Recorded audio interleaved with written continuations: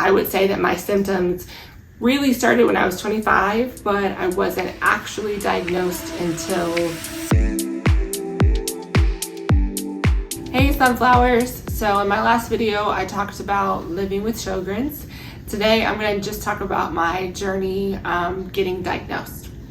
So I was officially diagnosed when I was 32, which was just 2 years ago, but I have to actually back it up a lot further than that and talk about when my symptoms first began versus when I actually got diagnosed. So my symptoms actually first began in 2014 when I was 25. I remember waking up one morning and just not being able to put weight on one of my legs. And it was really strange. And it lasted for like a day or two. And I do remember going to the doctor and just because it was just really weird to all of a sudden not be able to kind of use my legs as I normally did. And they did some tests and things, but nothing really came of it, or so I thought. So just hold on to that for just a second.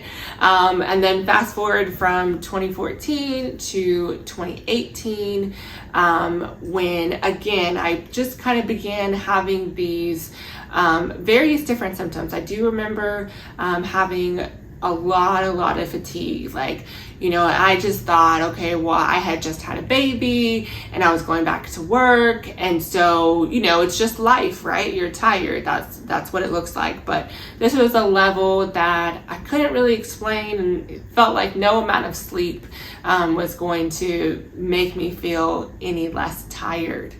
I also actually began to experience some neurological symptoms as well, meaning I started to have difficulty with my speech. I started to, you know, even have like seizure-like activity.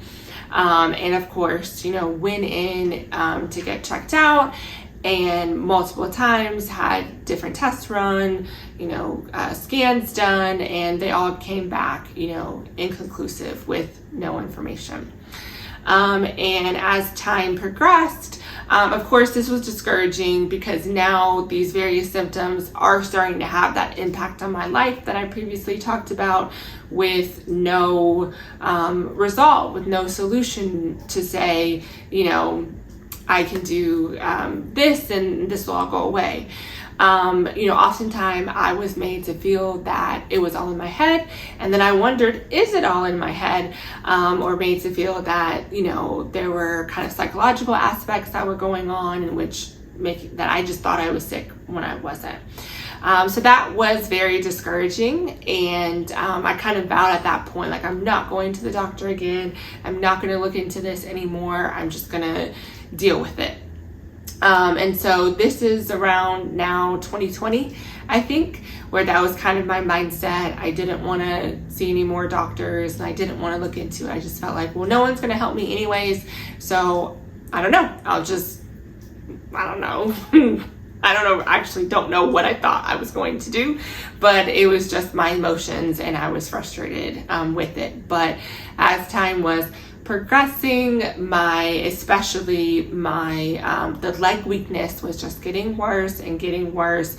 I was in a lot of pain. So I don't think I mentioned this before, but having the vascular neuropathy, in which the inflammation in my blood vessels, it causes burning pain. So I was burning in my legs, in my arms, so usually it affects the extremities, a lot of tingling in my feet, and my leg strength was, you know, just getting worse.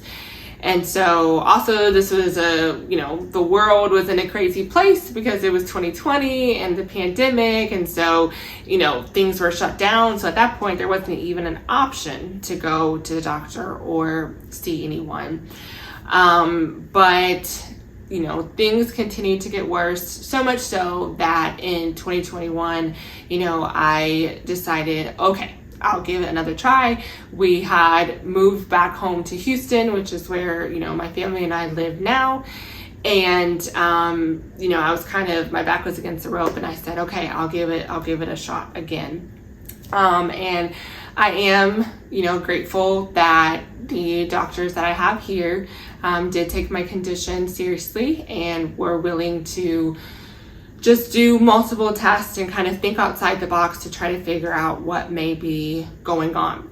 I was actually first diagnosed with the vascular neuropathy without a cause. So usually that's caused by something, but I didn't have that cause yet.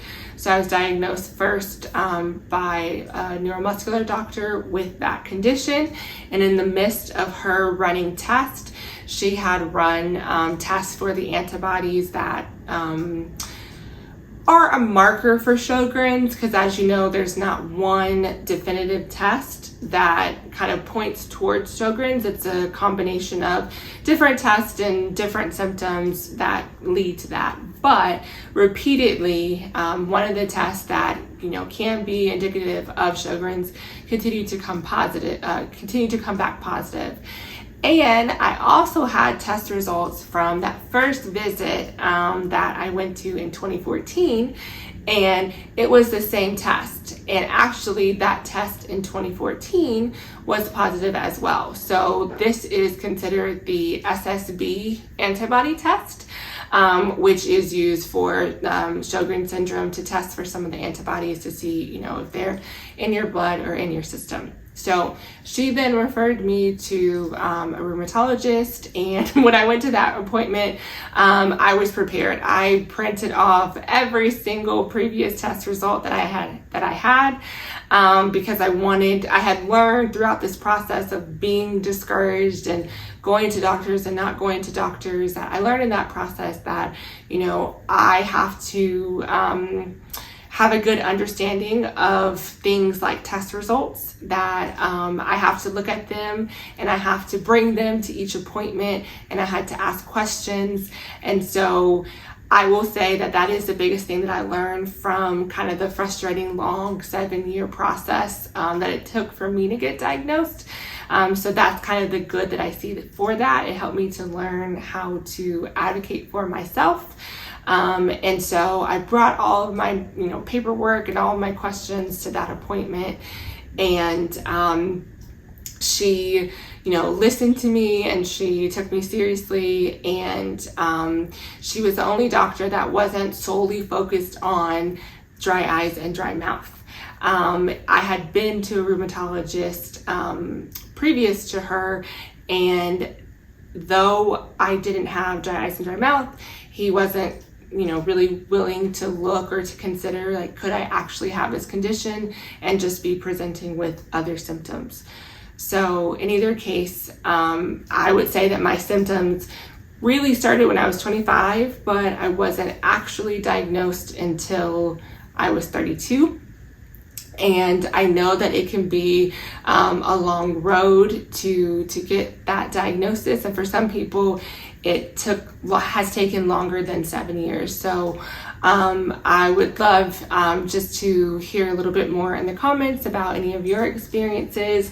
What helped you? How did you stay motivated during that process of getting diagnosed? So in my next video, I'm actually going to be talking about advocating for yourself, providing just some of the things, a little more details about some of the things that I have done and any tips or tricks that I think will be helpful. So again, no matter what it is that you may be going through, just don't forget that there's always sunshine in your soul.